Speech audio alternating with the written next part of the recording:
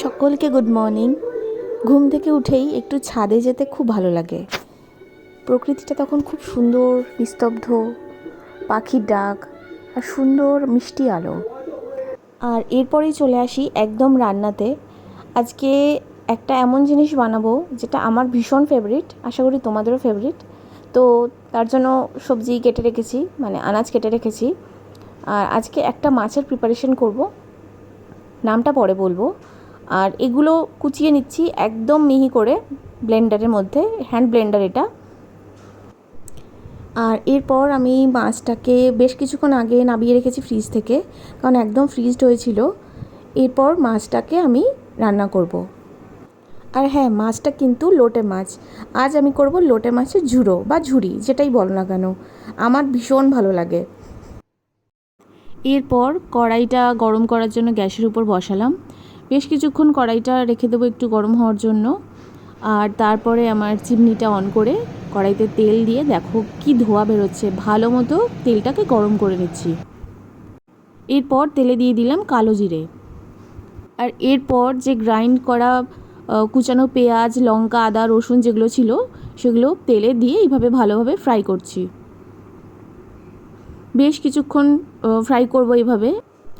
আর এটাকে ভালো মতো কষাতে হবে, বেশ অনেকক্ষণ কিন্তু এটা নাড়াচাড়া করতে হবে।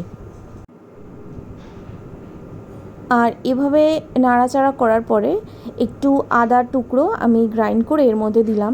আর যেহেতু আমি ভিডিওটা একাই করছিলাম, সেই জন্য গ্রাইন্ড করাটা তোমাদের আর দেখাতে পারলাম না। আমি এর মধ্যে একদম গ্রাইন্ড করা আদাটা মিশিয়ে দিয়েছি। তারপর আরও কিছুক্ষণ এভাবে নেড়েচেড়ে নেব। এরপর এভাবে বেশ কিছুক্ষণ ধরে নাড়াচাড়া করব। আর তারপরে দেখো এর মধ্যে হলুদ গুঁড়ো,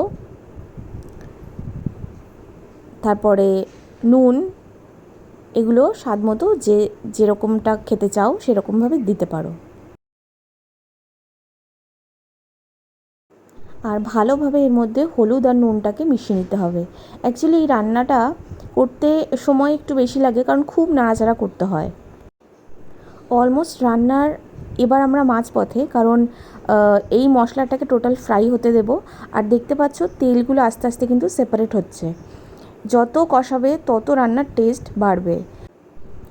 এইভাবে আরও কিছুক্ষণ ভালোভাবে নেড়েচেড়ে নেব আর একটু রেস্ট দেব।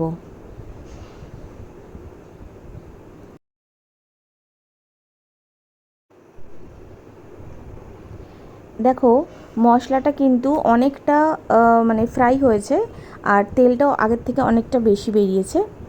এরপরে মাছগুলোকে সুন্দরভাবে এর উপরে আমি কাঁটা চামচ ইউজ করেছি, কারণ এটা। এরপরে মাছগুলোকে আস্তে আস্তে সাজিয়ে দেব। মাছ অ্যাকচুয়ালি অনেকটা ছিল, তো আমি কিছুটা করেছিলাম আর বাকিটা রেখে দিয়েছিলাম। মাছগুলোকে এভাবে সাজিয়ে নিয়েছি। আর সাজিয়ে নেওয়ার পরে একটা থালা চাপা দিয়ে দিয়েছি। মোটামুটি 10 মিনিট এভাবে আমি রাখবো। মোটামুটি 10 মিনিট হয়ে গেছে। এরপরে সাঁড়াশি দিয়ে আমি এভাবে থালাটাকে তুলে নিলাম। দেখো মাছের থেকে কতটা জল বেরিয়েছে, যে এতটা গ্রেভি হয়ে গেছে। মাছগুলো অলমোস্ট সেদ্ধ হয়ে গেছে। মাছ কিন্তু ভাজবো না, ডিরেক্ট কড়াইতে যেভাবে দিয়েছিলাম সেইভাবেই করব। এরপরে গ্যাসটাকে আমি অফ করে দেব। আর মাছের কাঁটাগুলো আমি গ্যাস অফ করেই বেছেছি, কারণ এটা আর দেখানো সম্ভব হয়নি। দেখো কাঁটাগুলো আমি বেছে তুলে রেখেছি। এরপরে আমি গ্যাসটাকে অন করে দেব। দেখো গ্যাসটাকে অন করে দিয়ে এটাকে ভালো মতো এবার কষাতে হবে। আর এই প্রসেসটা হতে কিন্তু একটু সময় লাগবে, কারণ যতটা গ্রেভি দেখছো এর পুরো জলটা একদম টেনে নেবে।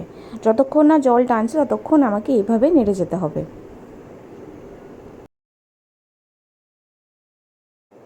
এরপর দেখো জল বেশ খানিকটা শুকিয়ে এসছে, আর কালারটাও কিন্তু অনেক চেঞ্জ হয়েছে। এরপর দেখো অনেকক্ষণ ধরে নাড়াচাড়ার পরে অনেকটা কিন্তু জল শুকিয়ে এসছে। আর কিছুক্ষণের মধ্যে এটা একদম রেডি হয়ে যাবে। এবার দেখো জল একদম টেনে নিয়েছে। এবার আর 2-3 মিনিটের মধ্যে আমি নামিয়ে দেব। লাস্টে তোমরা ধনে পাতাটা ছড়িয়ে দিতে পারো যদি ধনে পাতা থাকে। আমার সেদিনকে বাড়িতে ছিল না, তাই আর দিতে পারিনি। কিন্তু এত ভালো খেতে হয়েছিল, তোমরা এইভাবেই করে দেখো। ড্যাম শিওর তোমাদের ভীষণ ভালো লাগবে। আমাকে অবশ্যই কমেন্ট বক্সে জানাবে, আর অবশ্যই তোমরাও খেয়ে বলবে যে কেমন লাগলো। আমার চ্যানেল কিন্তু সাবস্ক্রাইব করতে ভুলো না, আর লাইক অবশ্যই একটা করে দিও যারা প্রত্যেকে দেখবে। ফাইনালি রান্না একদম রেডি। এরপর গরম ভাতের সাথে এটা মেখে খাবে, জাস্ট অসাধারণ, ফাটাফাটি লাগে খেতে। আর তোমরা অবশ্যই যারা এটা প্রিপারেশনটা ট্রাই করবে আমাকে জানাবে যে কেমন হয়েছে, আর তোমাদেরও এটা কাদের কাদের ফেভারিট সেটাও আমাকে জানাবে। আর অবশ্যই ভালো লাগলে লাইক, কমেন্ট আর সাবস্ক্রাইব করো। বাই।